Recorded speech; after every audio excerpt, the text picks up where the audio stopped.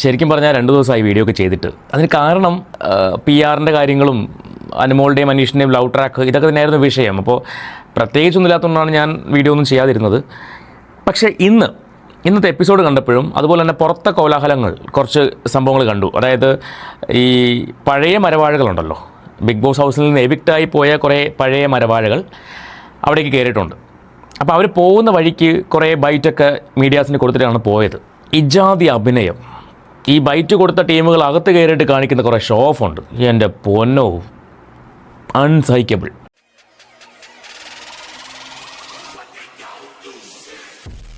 പക്ഷേ ഒരു കാര്യം മനസ്സിലായി, ഇവരുടെ എല്ലാം ടാർഗറ്റ് അനുമോൾ തന്നെയാണ്. ഇപ്പോൾ ഈ ഒരു വീഡിയോ കാണുമ്പോൾ പല ആൾക്കാരും പറയും, നീ അനുമോളുടെ PR അല്ലടാ, നീ അനുമോളുടെ ഇത് കാശ് മേടിച്ചിട്ടുള്ള സംസാരിക്കുന്നത് എന്നൊക്കെ പറയുമായിരിക്കും. എനിക്ക് ഒരു വിഷയവുമില്ല, നിങ്ങൾ പറഞ്ഞോ. എന്തായാലും നമുക്ക് വീഡിയോയിലേക്ക് പോകുന്നതിന് മുൻപ് നിങ്ങൾ ആദ്യമായിട്ടാണ് ഈ ചാനൽ കാണുന്നതെങ്കിൽ ചാനൽ ഒന്ന് സബ്സ്ക്രൈബ് ചെയ്ത് വെച്ചോളൂ. അതോടൊപ്പം തന്നെ ആ ബെലൈക്കൺ ഓൾ ഓപ്ഷൻ എനേബിൾ ചെയ്ത് വെച്ചോളൂ. ആ ഹൈപ്പൊക്കെ ഒന്ന് കൊടുത്ത് നിൽക്കുകയാണെങ്കിൽ നമുക്ക് മുന്നോട്ട് പോകാം. അപ്പോൾ ഇന്നത്തെ വീഡിയോയിൽ പറയാൻ ഉദ്ദേശിക്കുന്ന കാര്യങ്ങൾ, ബിഗ് ബോസ് ഹൗസിൽ നിന്ന് എവിക്റ്റായി പോയ കുറച്ച് ആളുകൾ, അതിൽ ഇന്നകത്ത് കയറിയിരിക്കുന്നത് അപ്പാനി ശരത്തും അതുപോലെ മുൻഷി രഞ്ജിത്തും ശൈത്യയും ശാരികയും സരികയും ബിൻസിയുമാണ്. ഇതിനകത്ത് എനിക്ക് അപ്പാനിയെക്കുറിച്ച് പ്രത്യേകിച്ചൊന്നും പറയാനില്ല, കാരണം ഹൗസിൽ കയറിയിട്ട് അപ്പാനി വലിയ ഷോ ഒന്നും കാണിച്ചതായിട്ട് ഞാൻ കണ്ടില്ല. മുൻഷി, ശാരിക, ശൈത്യ, ഈ 4 എണ്ണം കാണിക്കുന്ന ഷോ എൻ്റെ പൊന്നോ, പറയാതിരിക്കാൻ വയ്യ. അതിൽ മുൻഷിക്കുള്ള മറുപടി അനീഷ് കൊടുത്തു. ചെന്ന് കയറിയപ്പോൾ തന്നെ BigBossMarry.com, അതായത് ഈ പറയുന്ന അനുമോളുടെയും അനീഷിൻ്റെയും ലവ് ട്രാക്ക് ആ ഒരു സംഭവത്തെ സംബന്ധിച്ചുള്ള ഒരു വിഷയം എടുത്തിടാൻ വേണ്ടി ചെന്ന് കയറിയപ്പോൾ തന്നെ അനീഷിനെ കെട്ടിപ്പിടിച്ചുകൊണ്ട് സംസാരിച്ച രീതിയാണ്. കണക്കിന് മറുപടി അനീഷ് കൊടുത്തു. ഇത് കേട്ട് കഴിഞ്ഞപ്പോൾ പിന്നെ പുള്ളി ട്രാക്ക് മാറ്റി വേറെ വഴിക്കൊക്കെ കൊണ്ടുപോകുന്നത് കണ്ടിട്ടുണ്ടായിരുന്നു. നേരെ അനുമോളെടുത്ത് പോയിട്ട് ബിഗ് ബോസ് ഒരു സീക്രട്ട് ടാസ്ക് കൊടുത്തിട്ടുണ്ട്, തന്നെ സാരി ഉടുപ്പിക്കണം അനുമോൾ. 2 മണിക്കൂർ സാരിയിൽ മുൻഷിക്ക് നിൽക്കണം.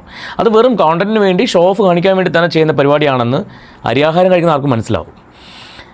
അതുപോലെ തന്നെ ശൈത്യയുടെ ഒരു ഓവർ ആക്ടിങ് കാണണം. ശരിക്കും ശൈത്യനെ കട്ടപ്പാന്ന് വിളിച്ചത് അനുമോളാണോ? നിങ്ങൾ പറയും. പഴയ എപ്പിസോഡൊക്കെ എടുത്ത് നോക്കിക്കഴിഞ്ഞാൽ, അല്ലെങ്കിൽ പഴയ യൂട്യൂബേഴ്സിൻ്റെ വീഡിയോസ് എടുത്ത് നോക്കിക്കഴിഞ്ഞാൽ അറിയാൻ പറ്റും, ശൈത്യനെ കട്ടപ്പാന്ന് വിളിച്ചത് അനുമോളല്ല, പുറത്തുള്ള മറ്റാളുകളാണ്.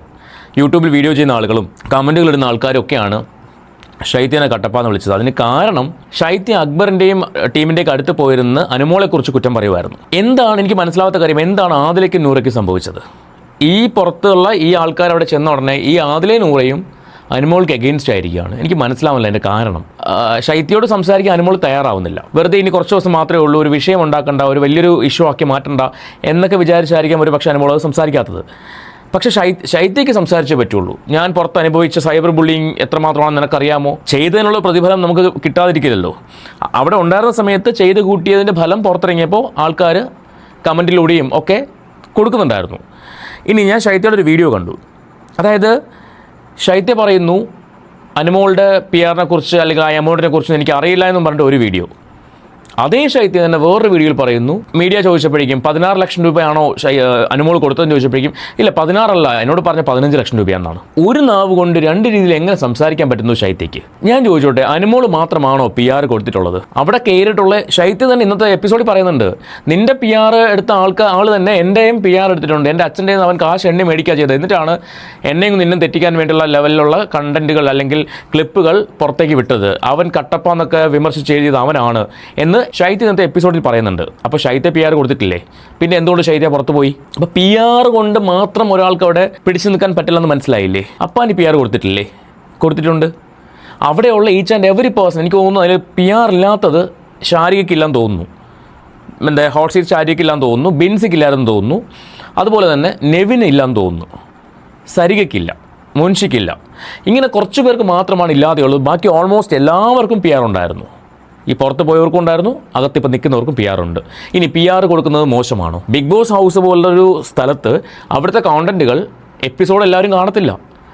ഇവർ ചെയ്ത നല്ല കാര്യങ്ങൾ പുറത്തേക്ക് വിടുകയും പിന്നെ PR ചെയ്യുന്ന ആളുകൾ മറ്റ് കണ്ടസ്റ്റൻസിനെ ഡീഗ്രേഡ് ചെയ്യുന്നതിനോട് എനിക്ക് യോജിപ്പില്ല. പക്ഷേ PR അല്ലെങ്കിൽ കണ്ടസ്റ്റൻസിൻ്റെ സോഷ്യൽ മീഡിയ പേജുകൾ ഹാൻഡിൽ ചെയ്യാൻ ഒരാൾ വേണം. അത് ഒന്നുകിൽ അവരുടെ റിലേറ്റീവ്സ് ആയിരിക്കാം, അല്ലെങ്കിൽ മറ്റ് ഈ പറയുന്ന PR വർക്കുകൾ ചെയ്യുന്ന ആൾക്കാരായിരിക്കാം. ഇതുണ്ടെങ്കിൽ മാത്രമേ അവിടെ പിടിച്ചേക്കാൻ പറ്റുള്ളൂ.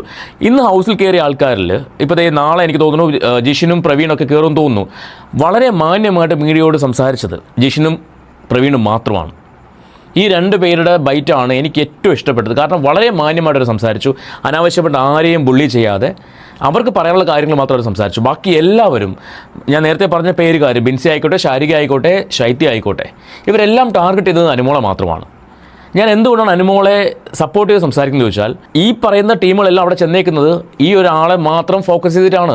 വേറെ ആരുടെയും കുറ്റങ്ങൾ പറയാനോ അല്ലെങ്കിൽ വേറെ ആരെയും അവരെ പ്രൊവോക്ക് ചെയ്യാനോ ഒന്നും പോകുന്നില്ല. ശൈത്യ എന്തൊക്കെയാണ് ഇന്നത്തെ എപ്പിസോഡിനകത്ത് അനുമോളെ വിളിച്ച് പറയുന്നത്? എപ്പിസോഡിൽ വളരെ കുറച്ച് കാണിച്ചിട്ടുള്ളൂ, പക്ഷേ ലൈവിൽ എല്ലാം സംസാരിച്ചിട്ടുണ്ട്. അനീഷിനെ, പാവപ്പെട്ട അയാളെപ്പോലും നീ അയാളുടെ ഇമോഷൻസ് വെച്ച് നീ കളിക്കുമല്ലേ? അനുമോളാണോ അനീഷിനോട് ഇഷ്ടമാണെന്ന് പറഞ്ഞത്? നോർമലി എല്ലാവരും ഒരുമിച്ചിരിക്കുമ്പോൾ ആ കുട്ടി എന്തൊക്കെയോ ഗോഷ്ഠികൾ കാണിച്ചു. ഇത് കാണിച്ച ഉടനെ ആ കുട്ടിക്ക് എന്നോട് ഇഷ്ടമാണ് എന്ന് കരുതിയിട്ട് അനീഷ് പോയിട്ട് ഇഷ്ടമാണെന്ന് പറഞ്ഞു.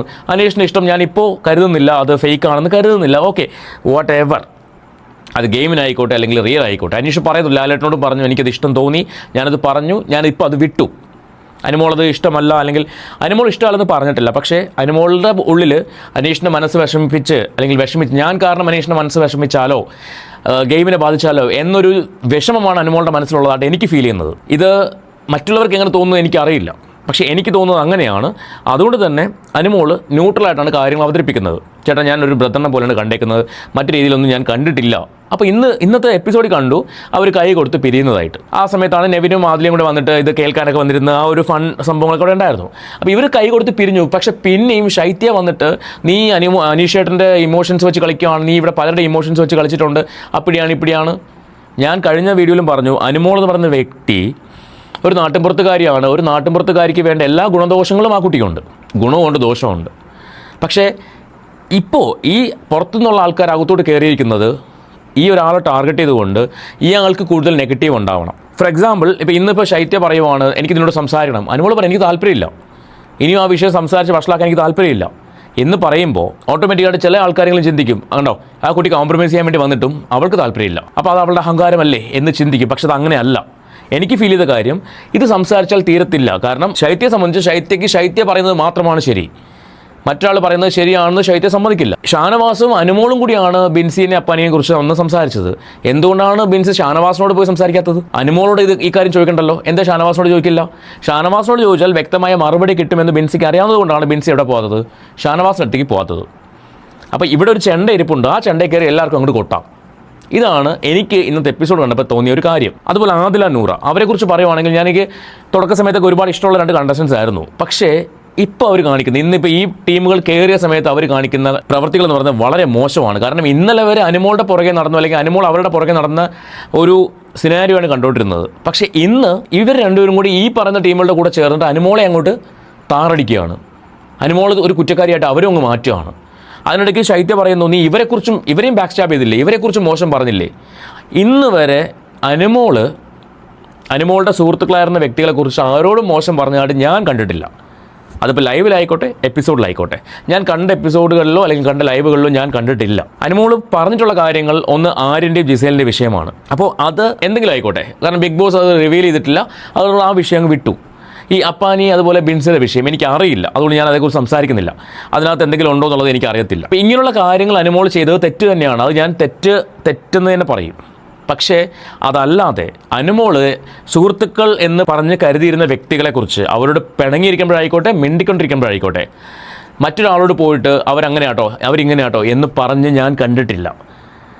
എന്നാൽ ശൈത്യ ആയിക്കോട്ടെ, ആദിലായിക്കോട്ടെ, നൂറ ആയിക്കോട്ടെ, ഇവർ പിണങ്ങിയിരിക്കുമ്പോൾ അനുമോളെക്കുറിച്ച് മറ്റുള്ളവരോട് പറഞ്ഞുകൊണ്ടിരിക്കും. അപ്പോൾ യഥാർത്ഥ സുഹൃത്തുക്കൾ എന്താ ചെയ്യുന്നത്? ഇന്നിപ്പോൾ ശൈത്യ ചെയ്തെന്താണ്? ശൈത്യ പറയുന്നുണ്ട്, ഞാൻ നിൻ്റെ യഥാർത്ഥ സുഹൃത്തായിരുന്നു, ഞാൻ നിന്നെ ഒരു സുഹൃത്തായിട്ടാണ് കണ്ടതെങ്കിൽ അനുമോൾ പുറത്തിറങ്ങുന്നവർ അറ്റ്ലീസ്റ്റ് ഈ ഗെയിം കഴിയുന്നവരെങ്കിലും ശൈത്യ വെയിറ്റ് ചെയ്യുമായിരുന്നു. പുറത്തിറങ്ങിയിട്ട് നീ ഹൗസിൽ വെച്ച് എന്താ ചെയ്തത്, എൻ്റെ ലൈഫിൽ ഇങ്ങനെ പ്രശ്നങ്ങൾ ഉണ്ടായിട്ടുണ്ടായിരുന്നു, നീ അത് ചെയ്തത് മോശമല്ലേ എന്ന് വളരെ വ്യക്തമായിട്ട് കാര്യമായിട്ട് ചോദിക്കുമായിരുന്നു. പക്ഷേ ശൈത്യ എന്താ പറയുന്നത്? ഇവിടെ തുടങ്ങിയത് ഇവിടെ അവസാനിപ്പിക്കണം, ഇവിടെ തീർത്ത് പോകണം, എനിക്കത് വീട്ടിൽ കൊണ്ടുപോകാൻ പറ്റില്ല. അപ്പം ഹൗസിൽ നിന്ന് ഇറങ്ങിയിട്ട് നേരെ വീട്ടോട്ടല്ലേ പോയത്, അതോ വേറെ എങ്ങോട്ടെങ്കിലും ആണോ? വീട്ടോട്ടല്ലേ കൊണ്ടുപോയത്, തിരിച്ചു വന്നിട്ട് അത് അവിടെ തീർക്കണം. അത് പക്ക പ്ലാനിങ് ആണ്. പക്ക പ്ലാനിങ്, അനുമോളുടെ നെഗറ്റീവ് ആക്കാനുള്ള പ്ലാനിങ് ആണെന്ന് എനിക്ക് ഫീൽ ചെയ്യുന്നത്. ഞാൻ പറഞ്ഞ പോലെ പ്രവീണും ജിഷിനും ഒഴികെ ബാക്കി എല്ലാം അസൂയയുടെ കാതലുകളാണ്. എല്ലാണോ? കഴിഞ്ഞൊരാഴ്ച കൊണ്ട് കാണുന്ന കാഴ്ചകളാണ്. PR. നേരത്തെ ഞാൻ ചോദിച്ച പോലെ PR കൊടുക്കാത്ത ഒരാളെ കാണിച്ചതാ. ഈ എവിക്റ്റായി പോയതിൽ അപ്പാനിയെ കൂട്ടിക്കോ, ബാക്കി കുറച്ച് പേർക്ക് PR ഇല്ല. പക്ഷേ അകത്ത് നിൽക്കുന്നതിൽ അനുമോൾക്ക് മാത്രമല്ല PR ഉള്ളത്, അവിടെ എല്ലാവർക്കും PR ഉണ്ട്. PR ഇല്ലാതെ നിൽക്കാൻ പറ്റില്ല ബിഗ് ബോസിൽ. അപ്പോൾ പിന്നെ ഒരാളെ മാത്രം ഫോക്കസ് ചെയ്യേണ്ട കാര്യം എന്താണ്? പിന്നെ 16 ലക്ഷം രൂപയുടെ കണക്ക് ഇനി കൊടുത്തെന്ന് വെച്ചോ, ഉള്ളതുകൊണ്ടല്ലേ കൊടുത്തത്. PR കൊടുക്കരുതെന്ന് ബിഗ് ബോസ് പറഞ്ഞിട്ടുണ്ടോ?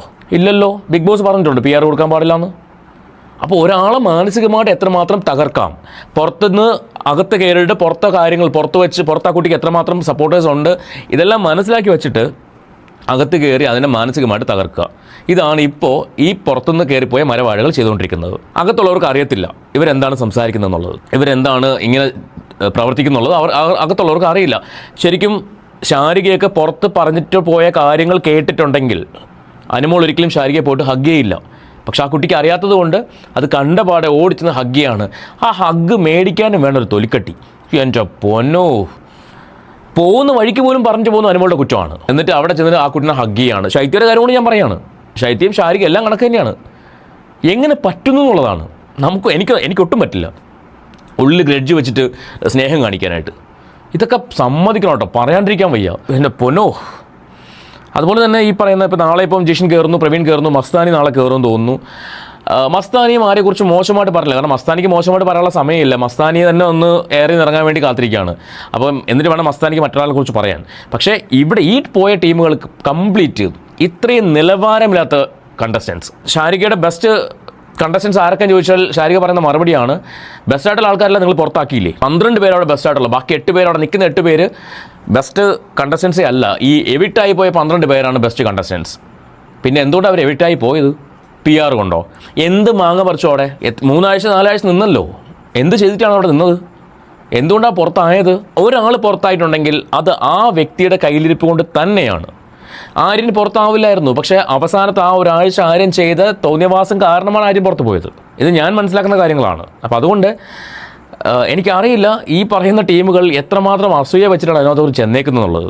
അപ്പോൾ അനുമോൾ കപ്പടിച്ചാലും പറയും PR-ൻ്റെ ഗുണം കൊണ്ടാണ് കപ്പടിച്ചതെന്ന്. കഴിഞ്ഞ 92 ദിവസമായി എനിക്ക് തോന്നുന്നു ബിഗ് ബോസ് ഹൗസിൽ ഇത്രയും ടോർച്ചറിങ് ഫേസ് ചെയ്ത മറ്റൊരു കണ്ടസ്റ്റൻ്റ് ഉണ്ടാവില്ല ഈ സീസണുകളിൽ എല്ലാം എടുത്ത് നോക്കുമ്പോൾ. ജാസ്മിനൊന്നും ഒന്നുമല്ല, അനുമോൾ അനുഭവിച്ച ടോർച്ചറിങ് വെച്ച് നോക്കുമ്പോൾ ജാസ്മിനൊന്നും ഒന്നുമല്ല. കഴിഞ്ഞ സീസണിൽ ജാസ്മിൻ ഒന്നും അനുഭവിച്ചിട്ടില്ല. പക്ഷേ അനുമോൾ ഇപ്പോൾ Day 1 മുതൽ അല്ലെങ്കിൽ Day 2 മുതൽ ഫേസ് ചെയ്യുന്ന പ്രശ്നങ്ങൾ ഞാൻ ഇപ്പോഴാണ് അനുമോൾക്ക് വേണ്ടി അല്ലെങ്കിൽ അനുമോളെ സപ്പോർട്ട് ചെയ്ത് സംസാരിക്കുന്നത്. ഇതുവരെ സംസാരിച്ചിട്ടില്ല. എന്തുകൊണ്ടെന്ന് ചോദിച്ചാൽ അത്രമാത്രം ആ കുട്ടി ഫേസ് ചെയ്യുന്നുണ്ട് അവിടെ. ഇതുകൊണ്ടാണ് ഞാൻ അനുമോളെ സപ്പോർട്ട് ചെയ്യുന്നത്. അല്ലാണ്ട് അനുമോൾക്ക് വേണ്ടി സംസാരിക്കുന്ന ഒരു വ്യക്തിയല്ല ഞാൻ. ഒരാളെ എല്ലാവരും കൂടി ചേർന്ന് ആക്രമിക്കുമ്പോഴേക്കും അയാൾക്ക് വേണ്ടി സംസാരിക്കുന്ന ആരെങ്കിലും ഉണ്ടാവണ്ടേ. ഇപ്പോൾ അനീഷ് അനുമോൾക്ക് വേണ്ടി സംസാരിച്ചതുപോലെ ഹൗസിനകത്ത് സംസാരിച്ച പോലെ സംസാരിക്കണം, അത്രേ ഉള്ളൂ. എനിക്കൊരു കാര്യം ഞാൻ പറയുന്നത് തെറ്റല്ല എന്ന് ബോധ്യമുള്ളിടത്തോളം കാലം ഞാൻ അതിന് സോറി പറയേണ്ട ആവശ്യമില്ല. ഇപ്പോൾ കയറിയിട്ടുള്ളവർ ഉറപ്പായിട്ടും അനുവിനെ നെഗറ്റീവ് ആക്കാൻ വേണ്ടി തന്നെ കയറിയിരിക്കുന്നതാണ്. അനുവിൻ്റെ PR-നെ കുറിച്ചും അല്ലെങ്കിൽ അനുവിൻ്റെ PR മാത്രമല്ല, എല്ലാവർക്കും PR ഉണ്ട്. അപ്പോൾ എല്ലാവരുടെയും PR-നെ കുറിച്ച് പറയാം. സോ നിങ്ങൾക്ക് വീഡിയോ ഇഷ്ടപ്പെട്ടെങ്കിൽ ലൈക്ക് ചെയ്യുക. അതോടൊപ്പം തന്നെ ചാനലിൽ വീണ്ടും ഞാനൊന്ന് ഓർമ്മിപ്പിക്കുന്നു, സബ്സ്ക്രൈബ് ചെയ്യുക. കൂടുതൽ വിശേഷങ്ങളുമായിട്ട് നമുക്ക് അടുത്ത വീഡിയോയിൽ കാണാം.